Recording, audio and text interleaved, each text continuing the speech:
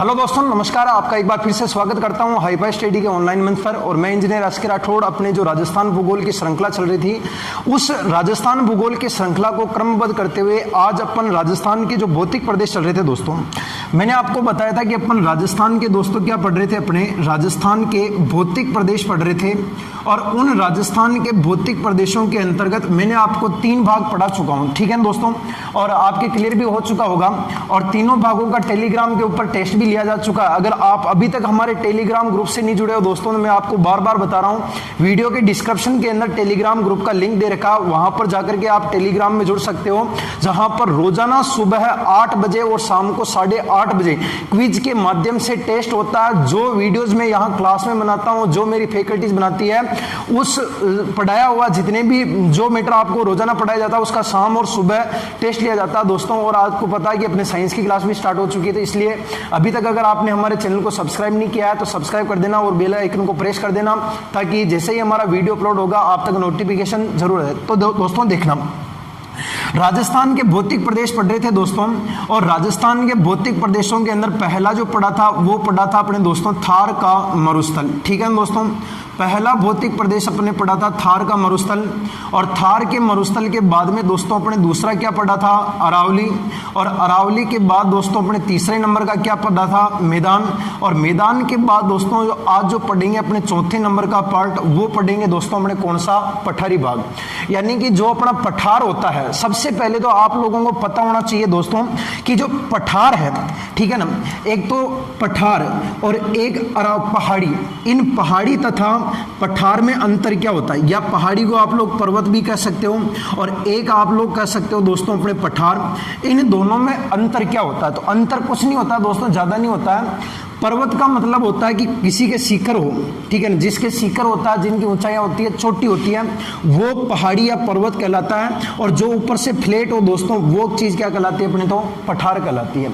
तो दोस्तों आज हम पढ़ेंगे राजस्थान का दक्षिणी पूर्वी पठारी भाग, अरावली के मैदान के बाद में दक्षिणी पूर्वी पठारी भाग। अपनी पेन कॉपी निकाल देना और हेडिंग डाल देना दोस्तों अपने पठारी भाग। देखो, दक्षिणी पूर्वी पठारी भाग, ठीक है ना दोस्तों, दक्षिणी पूर्वी पठारी भाग है आज का अपना भौतिक प्रदेश है दोस्तों, दक्षिणी पूर्वी पठारी भाग। सबसे पहले दोस्तों आपको मैं बता दूं कि दक्षिणी पूर्वी जो पठारी भाग है ना, ये पठारी भाग दोस्तों जो है ना अपने अवशेष किसका साहब, तो पठारी भाग जो है ना दोस्तों ये अपने अवशेष किसका है, तो पठारी भाग जो है ना ये अपने गोंडवाना लैंड का अवशेष है साहब। यानी कि पठारी बाग जो है, ये पठारी बाग अपने गोंडवाना लैंड का अवशेष है। और इस पठारी बाग के अगर अपन दोस्तों निर्माण की बात करें ना, तो इस पठारी बाग का जो निर्माण हुआ ना, वो निर्माण किसके द्वारा हुआ दोस्तों, तो इसका निर्माण हुआ दोस्तों अपने ज्वालामुखी के द्वारा इसका निर्माण हुआ साहब। यानी कि पठारी बाग जो है ना साहब, ये पठारी बाग अपने अवशेष तो किसका है, गोंडवाना लैंड का। और इस पठारी बाग का दोस्तों अपने निर्माण किसके द्वारा हुआ है, ज्वालामुखी के द्वारा। ज्वालामुखी के द्वारा दोस्तों अपने कोई काल पूछे ना, तो इसका काल होगा दोस्तों अपने क्रेटिशियस काल। इसका निर्माण जो है ना दोस्तों अपने क्रेटिशियस काल के अंदर इसका निर्माण हुआ है पठारी बाग का। यानी कि पठारी बाग दोस्तों ध्यान रखना अपने गोंडवाना लैंड का अवशेष है, और इस पठारी बाग का निर्माण ज्वालामुखी के द्वारा हुआ है, जिसे आप लोग कौन सा काल बोलोगे दोस्तों, क्रेटिशियस काल बोलोगे। यानी कि जो अरावली थी, उस अरावली का निर्माण दोस्तों मैंने आपको बताया था कि अरावली का निर्माण प्री कैम्ब्रियन काल में हुआ था। कौन से काल में दोस्तों, प्री कैम्ब्रियन काल में, जिसके कारण मैंने आपको बताया था कि अरावली विश्व की सबसे प्राचीन वल्लित पर्वतमाला है। यानी विश्व का सबसे, यानी राजस्थान का सबसे प्राचीन भौतिक प्रदेश अगर आपको कोई पूछता है, तो राजस्थान का सबसे प्राचीन जो भौतिक प्रदेश होगा दोस्तों, वो आपको पूछेगा तो वो आप कौन सा बताओगे, अरावली। लेकिन आपको कोई पूछेगा दोस्तों कि राजस्थान का दूसरे नंबर का, सेकंड नंबर का सबसे प्राचीन भौतिक प्रदेश कौन सा, तो वो आप लोग कौन सा बताओगे, पठारी बाग, जो अपने अवशेष तो किसका है, गोंडवाना लैंड का। और इसका निर्माण किसके द्वारा हुआ है, ज्वालामुखी से। और काल कौन सा बताओगे, क्रेटियस काल।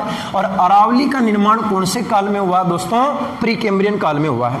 अब ध्यान देना दोस्तों कि ये जो पठारी बाग है, ये पठारी बाग दोस्तों जो अपने विंध्याचल पर्वतमाला है, विंध्याचल पर्वतमाला जो अपने मध्य प्रदेश के अंदर लगती है दोस्तों, विंध्याचल पर्वतमाला, या आप लोग कह सकते हो दोस्तों कि एमपी के अंदर जो आपका मालवा का पठार है, कौन सा पठार है दोस्तों, मालवा का पठार, इस विंध्याचल पर्वतमाला या मालवा का पठार का भाग है भाई।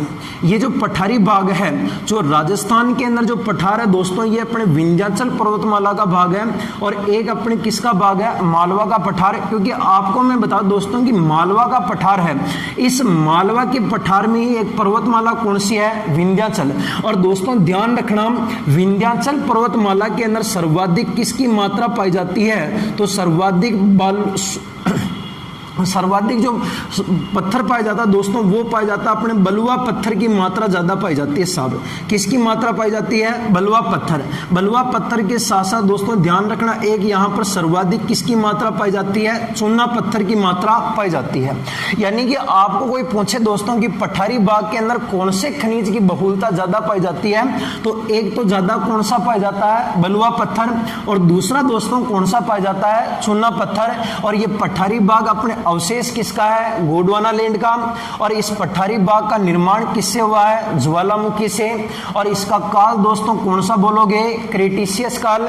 और ये विंध्याचल पर्वतमाला या किसका भाग है दोस्तों, मालवा का पठार का। और इस विंध्याचल पर्वतमाला में एक तो किसकी मात्रा पाई जाती है, बलुआ पत्थर, और दोस्तों एक किसकी मात्रा पाई जाती है, चूना पत्थर की मात्रा पाई जाती है। मेरे विद्वान साथियों थोड़ा सा ध्यान रखना कि विंध्याचल पर्वतमाला या मालवा का पठार का भाग राजस्थान के अंदर फैला है, जिसे आप लोग दोस्तों किस नाम से पुकारते हो, पठारी भाग के नाम से। और विंध्याचल में एक तो बलुआ पत्थर ज्यादा पाया जाता है और एक यहां पर दोस्तों किसकी मात्रा ज्यादा पाई जाती है, चूना पत्थर की मात्रा ज्यादा पाई जाती है। अब दोस्तों इसके बाद में जो आपको ध्यान रखना, वो आपको क्या ध्यान रखना, देखना सुनना दोस्तों। यानी कि पठारी बाग का जो अगर कोई पूछे कि इस पठारी बाग का राजस्थान में क्षेत्रफल कितना प्रतिशत है, तो ये पठारी बाग दोस्तों राजस्थान के लगभग 6.89% भाग पर फैला हुआ है। यानी कि लगभग आप दोस्तों कितना प्रतिशत कह सकते हो, 7% कह सकते हो। यानी कि पठारी बाग का क्षेत्रफल लगभग 6.89% है। यानी कि लगभग आप दोस्तों कितना प्रतिशत कह सकते हो, 7%। और इस 7% भाग पर राजस्थान की दोस्तों टोटल जनसंख्या में से यहाँ पर जनसंख्या कितने प्रतिशत पाई जाती है, तो यहाँ पर राजस्थान की लगभग 11% जनसंख्या पाई जाती है। और आपको कोई पूछेगा दोस्तों कि इस पठारी बाग का अगर कोई पूछे दोस्तों की विस्तार वाले पठारी बाग के विस्तार वाले टोटल जिलों की संख्या कितनी है, तो जिले कितने होंगे दोस्तों, 4। और 4 जिले दोस्तों अपने संभाग पूरा का पूरा कौन सा होगा, कोटा संभाग। और कोटा संभाग में दोस्तों जिले कितने हैं, 4। सबसे पहले नंबर का जिला कौन सा है, कोटा।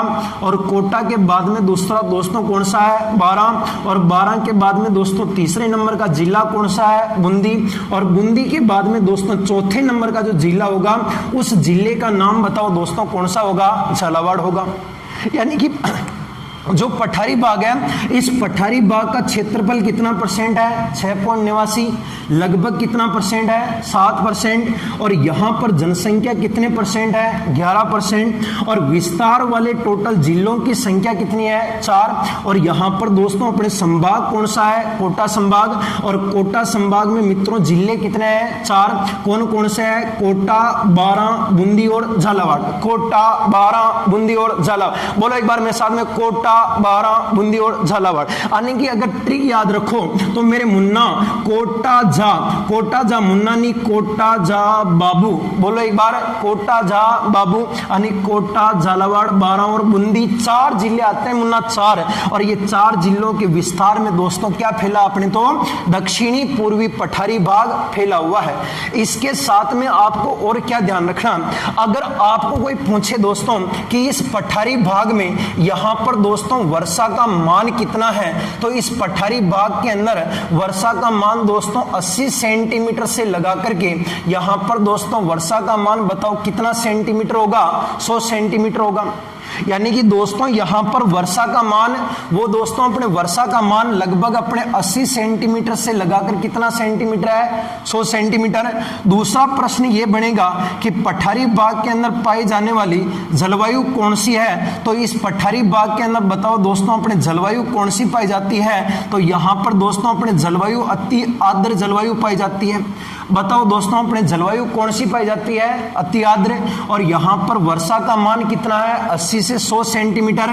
फिर आपको कोई पूछेगा मेरे विद्वान साथियों कि बताओ यहां पर मिट्टी कौन सी पाई जाती है, तो यहां पर बताओगे दोस्तों कि मिट्टी कौन सी पाई जाती है, तो यहां पर मिट्टी दोस्तों अपने काली रेगूर पाई जाती है। और ये काली रेगूर ध्यान रखना मेरे विद्वान साथियों, संपूर्ण भारत प्लस संपूर्ण राजस्थान की, संपूर्ण भारत तथा संपूर्ण राजस्थान की दूसरी सबसे उपजाऊ मिट्टी है। यह राजस्थान की दूसरे नंबर की सबसे उपजाऊ मिट्टी है। तो गुर्जी राजस्थान की सबसे उपजाऊ मिट्टी कौन सी है, कल बताया था मैंने दोस्तों की राजस्थान की सबसे उपजाऊ मिट्टी बताओ विद्वान साथियों कौन सी होगी, जलोढ़ कच्छारी होगी। यानी कि यहां पर वर्षा का मान 80 से कितना सेंटीमीटर है, 100 सेंटीमीटर। और यहां पर दोस्तों अपने जलवायु कौन सी पाई जाती है, अति आर्द्र। और यहां पर मिट्टी कौन सी है, काली रेगूर।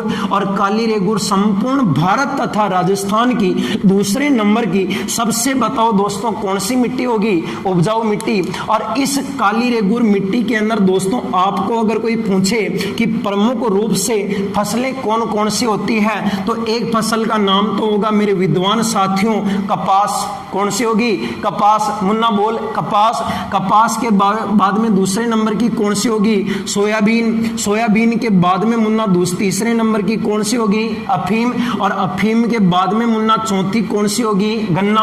और गन्ना के बाद में दोस्तों अगली कौन सी होगी, चावल। यानी आप एक एक फसलों को ध्यान रख सकते हो। फसलें कौन कौन है, कपास, सोयाबीन, अफीम, गन्ना, चावल। बोलो एक बार, कपास, सोयाबीन, अफीम, गन्ना, चावल। कपास, सोयाबीन, अफीम, गन्ना और चावल। बताओ दोस्तों ये कौन सी मिट्टी में होती है, काली रेगूर। और ये काली रेगूर बताओ दोस्तों कौन से भाग में पाई जाती है, पठारी भाग में। कहीं बार सीधा सीधा पूछा जाता है दोस्तों कि यहां पर इस काली रेगूर जो मिट्टी है, इस काली रेगूर में जो प्रमुख फसल होती है वो इंपॉर्टेंट कौन सी होती है, कपास। जिसके कारण दोस्तों इस काली रेगूर मिट्टी को कहीं बार आप लोग काली कपासी मृदा के नाम से भी पुकारा जाता है। बताओ विद्वान साथियों कौन सी कहते हैं, काली कपासी मृदा। और अगला आपको प्रश्न पूछेगा कि इस पठारी बाग की बताओ विद्वान साथियों प्रमुख नदी कौन सी है, तो इस पठारी बाग की विद्वान साथियों प्रमुख नदी कौन सी होगी, चंबल नदी होगी। प्रमुख नदी कौन सी होगी, चंबल। जबकि आपको कोई पूछेगा मेरे विद्वान साथियों कि बताओ पठारी बाग की औसत ऊंचाई कितना मीटर है, तो इस पठारी बाग की विद्वान साथियों 550 मीटर औसत ऊंचाई है। बताओ विद्वान साथियों प्रमुख नदी कौन सी है, चंबल। और यहां की औसत ऊंचाई कितने मीटर है, 550। एक बार इसका स्क्रीनशॉट ले लो, हो गया। एक बार वापस देखना दोस्तों, अपन पठारी बाग पढ़ रहे हैं और पठारी बाग दोस्तों अपने अवशेष किसका है, गोंडवाना लैंड का। और ये पठारी बाग का निर्माण किससे हुआ है, ज्वालामुखी से। और इसे आप काल कौन सा बोलोगे, क्रेटिशियस काल। और ये विंध्याचल पर्वतमाला और किसका भाग है दोस्तों, मालवा का पठार। और इस विंध्याचल पर्वतमाला में एक तो दोस्तों किसकी मात्रा पाई जाती है, बलुआ पत्थर की। और एक यहाँ पर किसकी मात्रा है, चूना पत्थर। और इस पठारी बाग का राजस्थान में दोस्तों क्षेत्रफल कितना परसेंट होगा, 6.89%। और 6.89 को लगभग कितना परसेंट बोलोगे, 7%। और यहां पर विद्वान साथियों जनसंख्या कितनी पाई जाती है, 11% जनसंख्या पाई जाती है। और यहां पर विस्तार वाले टोटल जिले कितने हैं, 4 जिला संभाग कौन सा है, कोटा संभाग। कोटा, बारा, बूंदी, झालावाड़, कोटा जा बाबू। बोलो एक बार, कोटा जा बाबू। और दोस्तों यहां पर वर्षा का मान कितना होगा, तो वर्षा का मान गुरुजी 80 से 100 सेंटीमीटर होगा। ठीक है गुरुजी। यहां की दोस्तों जलवायु कौन सी होगी, गुरुजी अति आर्द्र होगी। ठीक है गुरुजी। यहां की मिट्टी कौन सी होगी, काली रेगूर मिट्टी होगी। काली रेगूर संपूर्ण भारत और राजस्थान की दूसरे नंबर की सबसे उपजाऊ मिट्टी है। तो गुरुजी पहली कौन सी होगी, जलोढ़ कच्छारी होगी। और यहां की प्रमुख फसलें कौन कौन होगी, तो मुन्ना कपास, सोयाबीन, अफीम, गन्ना, चावल। कपास, सोयाबीन, अफीम, गन्ना और चावल आटा की प्रमुख फसलें होगी मुन्ना। और कपास ज्यादा होने के कारण इस मिट्टी को मेरे विद्वान साथियों काली कपासी मृदा कहते हैं। और यहाँ की प्रमुख नदी कौन सी होगी? चंबल। और यहाँ की औसत ऊंचाई मेरे विद्वान साथियों बताओ कितने मीटर होगी? 550 मीटर होगी। यहां तक क्लियर? ठीक है गुरुजी, क्लियर। आगे चलो गुरुजी, एक बार मिटा देता हूं इसको। ओके साहब, देखो, अरे भाई चैनल को शेयर करते रहना, बार बार बता रहा हूं मैं आपको, चैनल को लाइक शेयर और सब्सक्राइब जरूर करते रहना। और अभी तक आप हमारे टेलीग्राम ग्रुप से नहीं जुड़े हो मुन्ना, तो टेलीग्राम से जुड़ जाना, क्योंकि अब आने वाला है मजा हाईफाई स्टडी के साथ में मुन्ना, और जुड़ते रहना कंटिन्यू।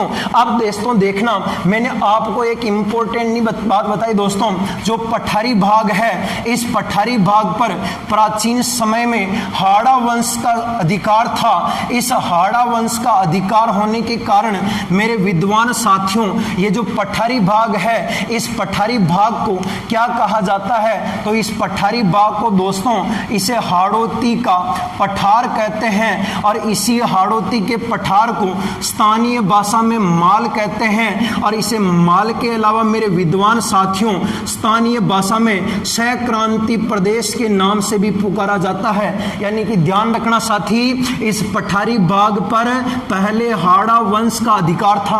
हाड़ा वंश का अधिकार था मुन्ना, हाड़ा वंश।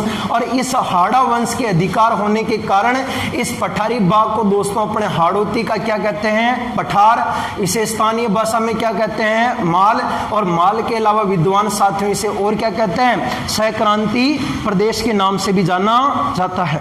अब देखना दोस्तों कि क्या है, कहां पर पठार है, उस पठार की मुख्य रूप से विशेषताएं क्या क्या है। तो यहां पर देखना मेरे विद्वान साथियों, जो अब मैं आपको बात बताने जा रहा हूं, देखो सब, ये आपका राजस्थान है, यहां पर इस तरीके से, ठीक है दोस्तों।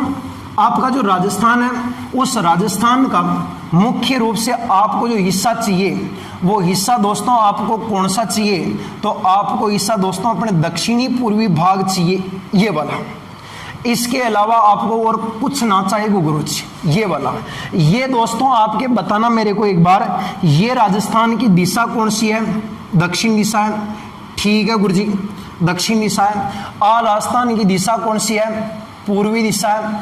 और यहां पर दोस्तों आपके ये वाले भाग के अंदर, यहां पर इस तरीके से, ये वाले भाग में दोस्तों आपके क्या फैला है? पठार। ये आपके पठार है, यहां पर ये कोटा जिला आता है, ये कोटा। यहां पर आता जिला जिसका नाम है बारां। यहां पर आता दोस्तों जिले का नाम, उस जिले का नाम क्या है? झालावाड़। और यहां पर दोस्तों आपके एक जिला अगला कौन सा आता है? बूंदी।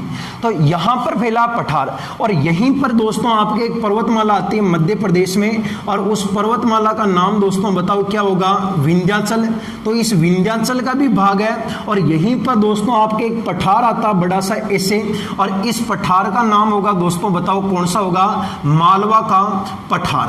तो इस मालवा के पठार तथा विंध्याचल पर्वतमाला का ही भाग है। मैंने आपको पहले ही बताया था कि विंध्याचल, विंध्य कंगार भी बोल देते हैं कई बार, और इसे मालवा का पठार का भाग है। तो दोस्तों ये जो विंध्याचल पर्वतमाला है, इस विंध्याचल पर्वतमाला की अगर अपन थोड़ी सी डिटेल पढ़ते हैं, तो राजस्थान के अंदर विंध्याचल पर्वतमाला से टूटी हुई कुछ पहाड़ियां हैं जो एग्जाम की दृष्टि से इंपॉर्टेंट है। कई बार एग्जाम में पूछी जाती है दोस्तों कि कौन कौन सी पहाड़ियां हैं। तो यहां पर ध्यान देना मुन्ना, सबसे पहले यहां पर कुछ पहाड़ियां हैं मुन्ना इस तरीके से। ये यहां पर कुछ पहाड़ियां दोस्तों, यहां पर इस तरीके से ये आपके पहाड़ियां फैली है दोस्तों। और इन पहाड़ियों का नाम क्या है? तो इन पहाड़ियों का नाम मुन्ना क्या है? तो पहाड़ियों का नाम मेरे वीरे, इन पहाड़ियों को कहा जाता है रामगढ़ की पहाड़ियां कहते हैं। बताओ विद्वान साथियों, इन पहाड़ियों को क्या कहते हैं? अपने रामगढ़ की पहाड़ियां कहा जाता है। कई बार एग्जाम में पूछा भी जा चुका है कि रामगढ़ की जो पहाड़ियां हैं दोस्तों, इन रामगढ़ की पहाड़ियों का विस्तार कहां से कहां तक है? तो इनका विस्तार मेरे विद्वान साथियों बूंदी से लगा करके बताओ विद्वान साथियों कौन से जिले में है? 12 जिले में है। और कहीं बार एग्जाम की दृष्टि से ध्यान रखना मेरे विद्वान साथियों, इन रामगढ़ की पहाड़ियों की एग्जाम के अंदर आकृति पूछ लेते हैं, तो आकृति ध्यान रखना मेरे विद्वान साथियों, इनकी आकृति अपने घोड़े की नाल के समान होती है। घोड़े की नाल के आकृति में, या इसे आप पक्षी के पंजानुमा आकृति में भी बोल सकते हो, पक्षी के पंजाकार या फिर घोड़े की नाल के समान रामगढ़ पहाड़ियों की आकृति होती है।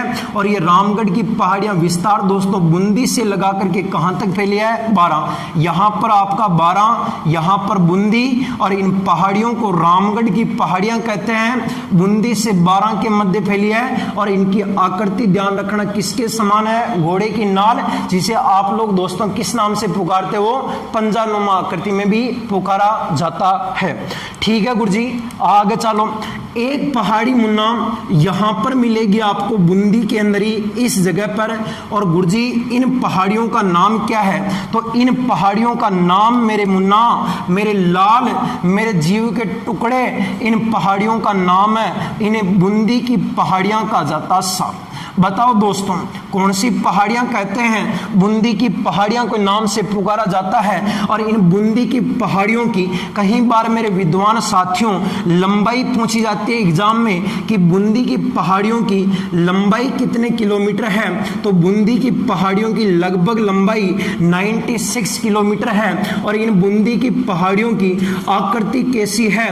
तो इन बूंदी की पहाड़ियों की मेरे विद्वान साथियों आकृति बताओगे आधे आधे चांद की आकृति में है, जिसे आप लोग दोस्तों अर्धचंद्राकार कर सकते हो। और इनकी लंबाई 96 किलोमीटर है मेरे साथी, ध्यान रखना। 96 किलोमीटर लंबी बूंदी की पहाड़ियां हैं जिनकी आकृति अर्धचंद्राकार है। और कहीं बार इनकी सबसे ऊंची चोटी पूछ लेता है, तेरी जुल्फों के साए में मुझे खेल लेने दे, क्या पता किस दिन तेरी चोटी कट जाएगी। इन पहाड़ियों की सबसे ऊंची चोटी का नाम है मेरे विद्वान साथियों सतूर नाम की चोटी है। कौन सी है दोस्तों? सतूर नाम की चोटी बूंदी में लगती है। गुरुजी सतूर की ऊंचाई कितनी मीटर है? इसकी ऊंचाई मेरे मुन्ना 353 मीटर है।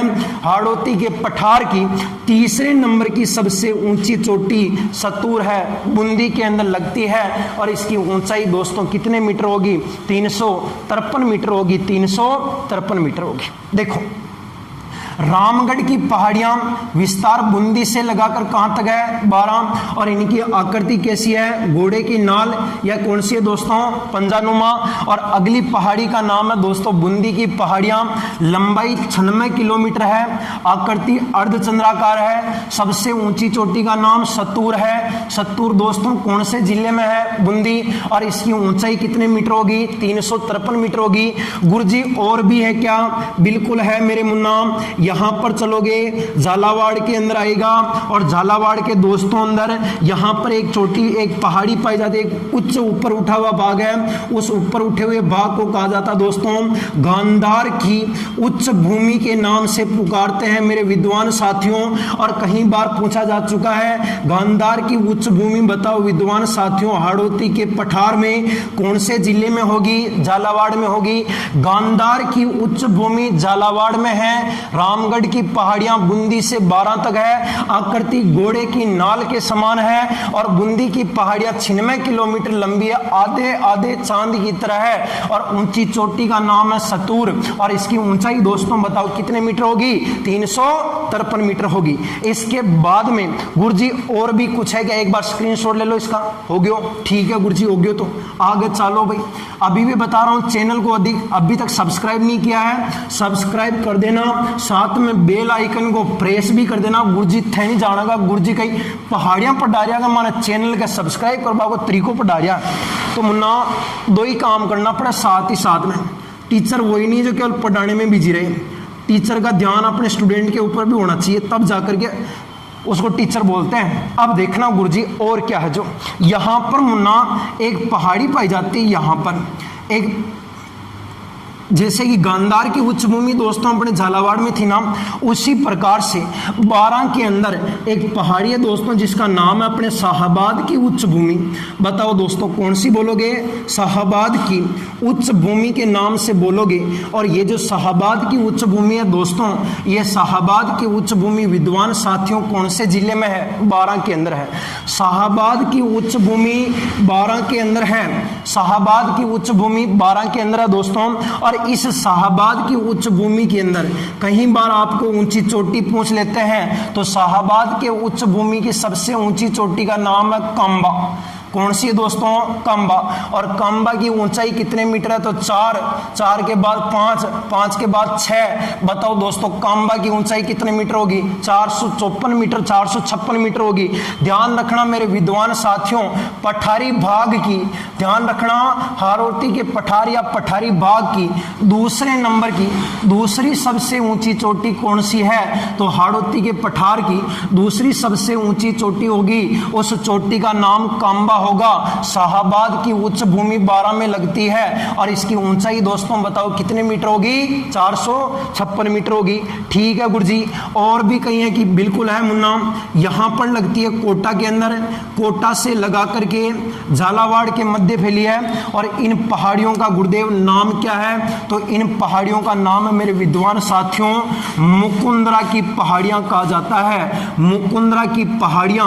और मुकुंदरा की पहाड़ियां दोस्तों इनका जो विस्तार होगा वो विस्तार मेरे मुन्ना कोटा से लगा करके झालरा पाटन, कहां तक दोस्तों? झालरा पाटन। और झालरा पाटन मेरे विद्वान साथियों बताना कौन से जिले में लगता है? झालावाड़ में लगता है। इस कोटा से लगा करके झालरा पाटन। और ध्यान रखना मेरे विद्वान साथियों, ये झालरा पाटन वही है जिसे आप लोग घंटियों का शहर कहते हो, इसे आप लोग घंटियों का शहर कहते हो।